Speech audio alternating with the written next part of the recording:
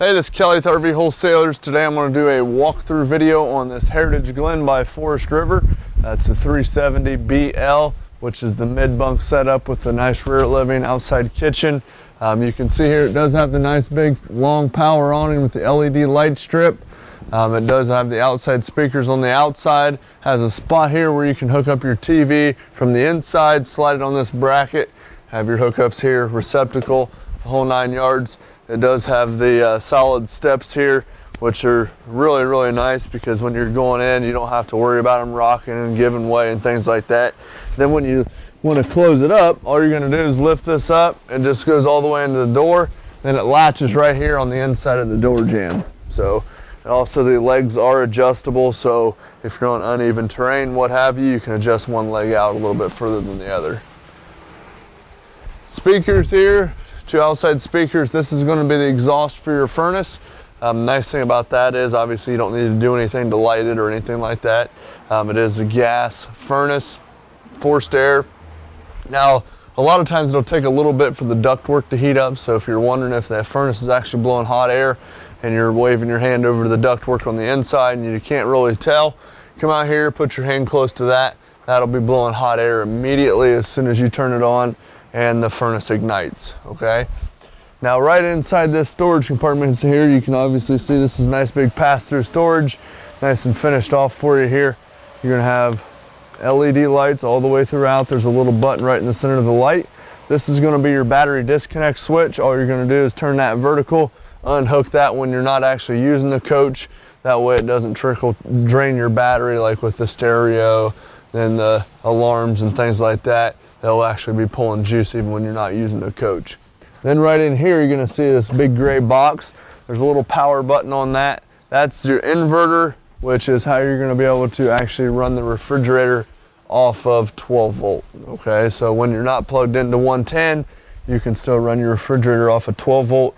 Now you'll most likely wanna add a second battery if you're gonna be utilizing that. Some people don't, so they don't need the second battery. But that's what that's for. It does have a spot here for the solar panel. So a lot of times you can set a little solar panel out in the grass, plug it in here, it's gonna trickle charge your battery. 12 volt deep cycle battery here. You can see around here, come around to the front. Then also on this awning, you can see how it's pretty much level right now. If you pull down on this pitch arm right here, and then it'll actually run it a little bit lower on this side. That way you can get a little pitch either way.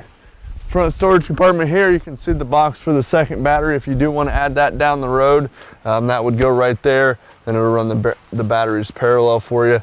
You're going to have a full-size spare tire right there. This button here is to run up your front and rear front jacks. So when you're leveling the coach front to back, you're going to use those. To level it side to side, you're actually going to pull up on boards or blocks on the tires. Over here, you're going to have 2 30-pound propane bottles. This does have an auto changeover regulator, so you can see right here the eye is red. That means there's no gas in the tanks.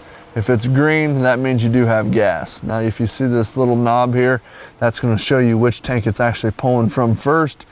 This will be pulling from this tank first, this one first. Now, what you'll want to do is you always want to run both tanks wide open. So you just open them both up, just like on your barbecue at home. And then essentially what's going to happen is, as this tank, if there's full, again, this will be green. So you got to point to this tank first. As this tank runs out, it automatically switches over and pulls from this tank. When you come out the next day, you'll see that this eye's red. All that tells you is, because you didn't lose gas on the inside, is that this tank ran out. So then you'll switch it over to this one, it'll flip back to green. Then you can close this off, pull this tank off, go get it filled up. So you always just go back and forth as you're pulling them off. Some people like to run it straight down, drains both tanks at the same time. The only problem with that is when you're out, then you're out. So I like to go back and forth, that way you always have gas.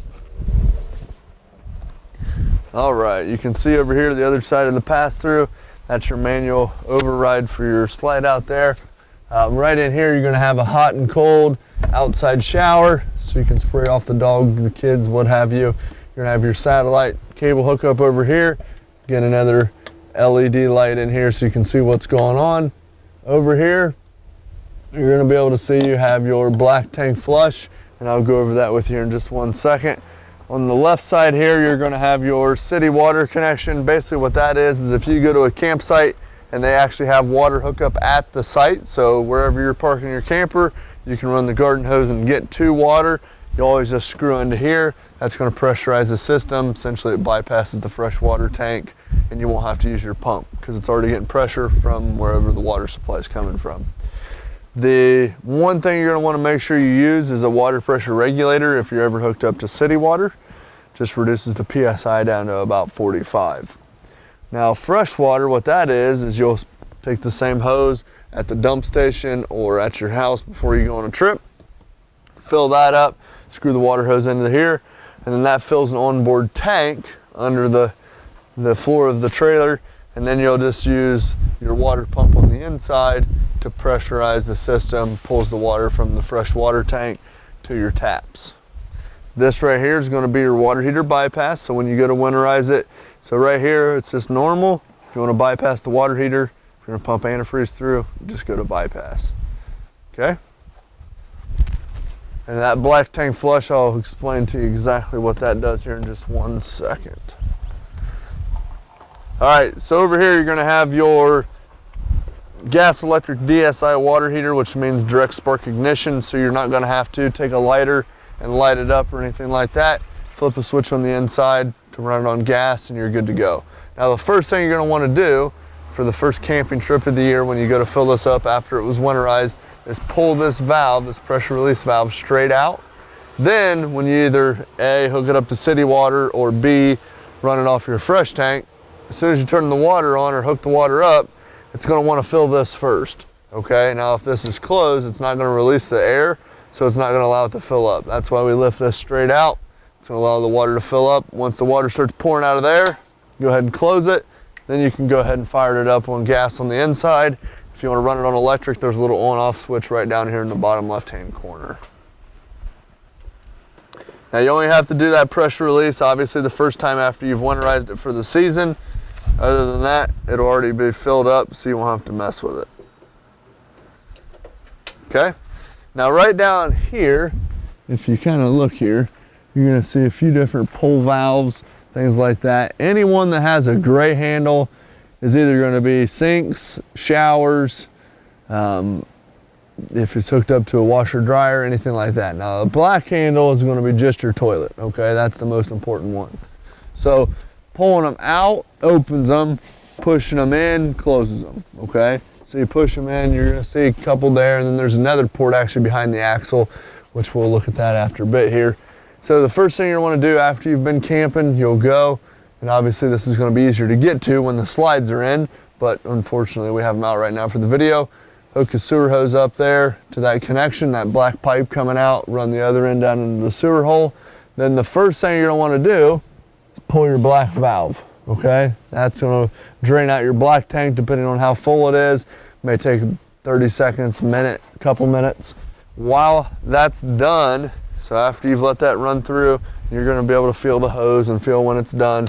Then you're going to take your fresh water hose and you're going to hook it up to the black tank flush, which is the top black one right up there, right beside black tank flush. You're going to turn the water hose while that black valve's still open. You're going to turn the water on to the black tank flush. What that's going to do is it's going to spray inside the tank to clean off the sensors, clean off any debris, any toilet paper, things like that. Let that run for a few minutes. Then you're going to shut the water off. Then you're going to shut your black valve. Okay, so make sure you shut the water off before you shut your black valve, or it'll come up through the toilet. Then you're going to pull this gray handle and that gray handle over there. That's going to finish rinsing off your sewer hose. Okay, so that's how you're going to empty out your sewage tank. 50 amp service right here. It does have a little blue indicator light on the top there. That'll show you that you do have power at the pole. And then right back here, you're going to have, this is probably just for your galley tank, which you can see there, same way. Once you pull forward a little bit, hook the hose back up to this one, pull the gray valve. Then if you look right there behind the axle, you're going to see a little hose sticking out with a little valve on it. That's the drain for your fresh water tank. So if for whatever reason you do have to run off fresh water and you didn't use it all before you take off and you don't want to carry that extra weight, just open that up and you can drain that right on the ground. That's just nice clean water there. Bumper here, a lot of times people pull those rubber end caps out, store their sewer hose in there. It is prepped for a backup camera, which is that black thing in the middle there. It does have a roof ladder so you can get up there, full walkable roof. Now right back here you're going to have 2 electric stabilizer jacks. So you just hold down the extend button, run those down. Now if one side's a little bit off, then you'll just have to put blocks, things like that. Now these are strictly for stabilizing the coach. They're not for changing tires, they're not for leveling, anything like that, just stabilizing the coach. Level side to side with boards or blocks under the wheels, front to back with your front jacks up there. Outside kitchen here does have a mini fridge here, you can see that. That is going to be just 110, okay, so not gas, just 110. Outside sink here, hot and cold. All the doors are held by magnetic latches. So you just push it up there, let it go.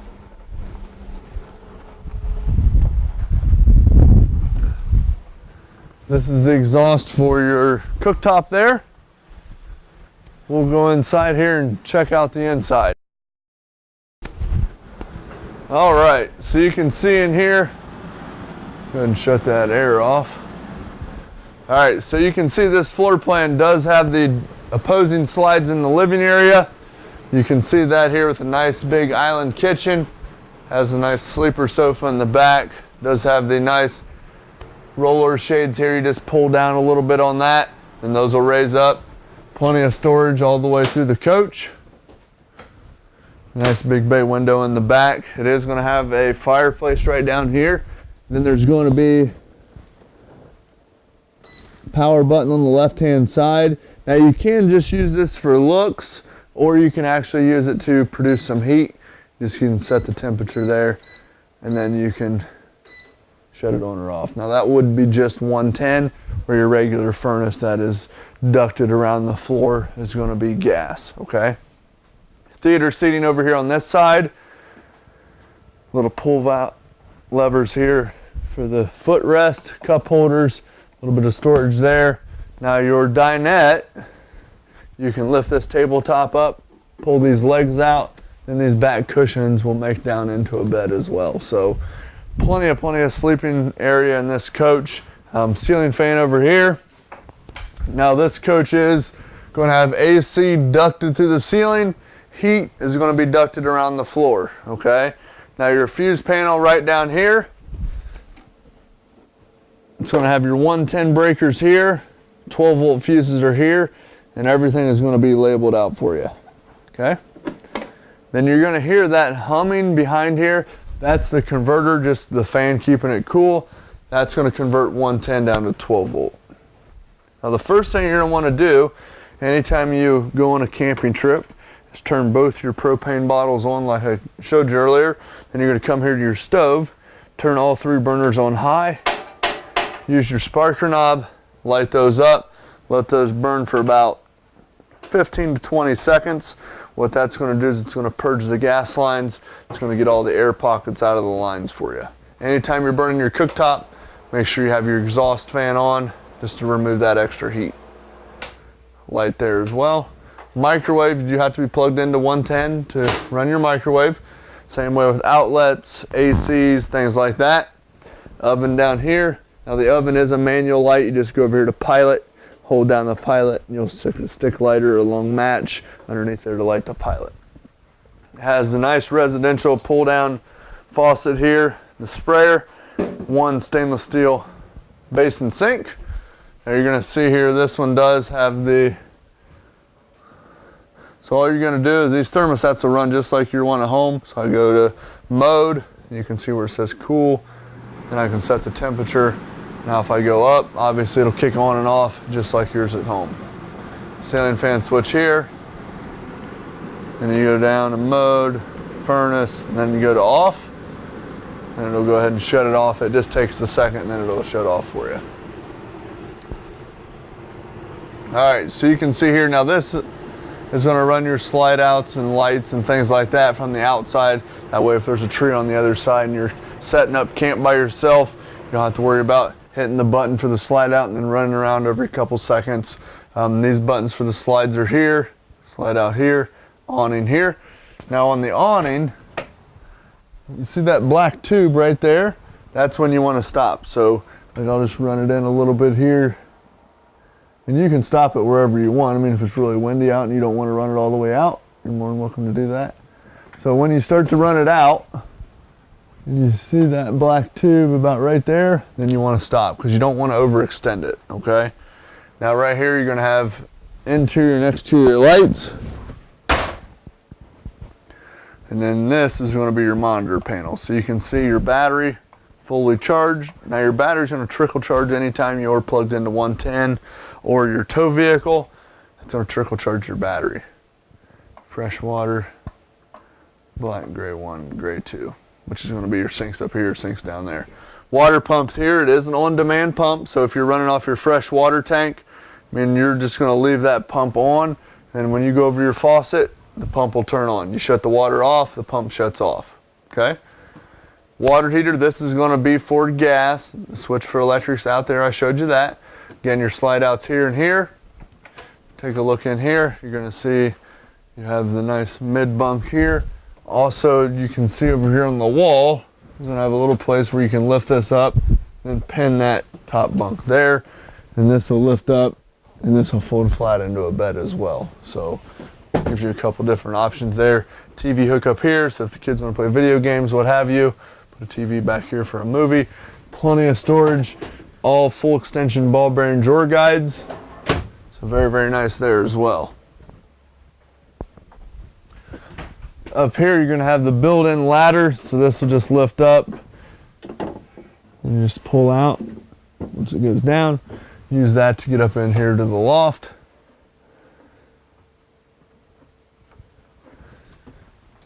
AC is ducted up into there as well. Okay. Come in here to the master. So this one is equipped with 2 ACs, so one here, one going to be down in the main living area. That's why there was 2 thermostats. Now the other slide switch just for this bedroom is going to be right here. Light switch here. It's going to have a window on that side. And if you look right up here on the ceiling here, that's going to be for your TV antenna. So you're just going to turn that knob slightly until you pick up signal. A lot of times you can pick up local stations, things like that with the TV antenna. Has a mount here for the television in the bedroom. Then right here there's going to be a little black button and you'll see a little green light kick on. Push that in when you're running on your TV antenna. That's just a booster. Then right in here it's going to be prepped for your washer and dryer. If you decide to ever add one of those, that's going to be prepped for that. And then you're going to want to, anytime you're traveling, just make sure that these are pulled closed and that's locked that way.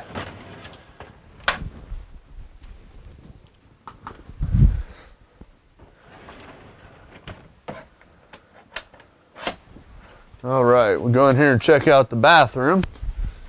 You can see here it does have the skylight over the shower. It's going to have a fan in here as well as these just crank up.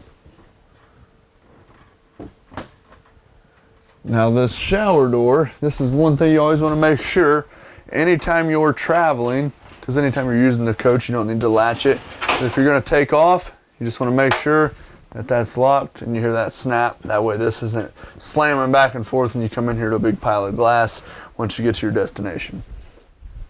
All right, you can see right down here is foot flush toilet. If you push this lever down about, I don't know, a ½ inch to an inch, it's going to release some water. You always want to leave a little bit of water in the bowl just to keep that rubber seal nice and pliable. Then you push it all the way down and it'll flush it all the way.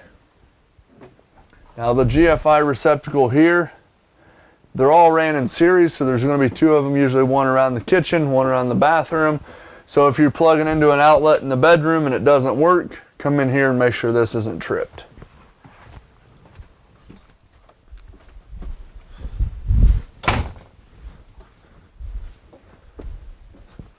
So very, very nice floor plan. It kind of gives you best of both worlds as far as you still got a bunk room, but you still get the nice rear living feel, and you don't lose 10 feet of the coach off of the back end for bunks. One last thing I want to go over with you real quick is on these refrigerators, there's a little stopper here for travel. So you just unscrew this. It's a pretty long threaded rod here, so once we get it unscrewed, see that. Then now that is 110 right now, so you can see that's already cold. You can set the temperatures for the freezer there, refrigerator up there. Then anytime you're traveling, that's what that hole is for.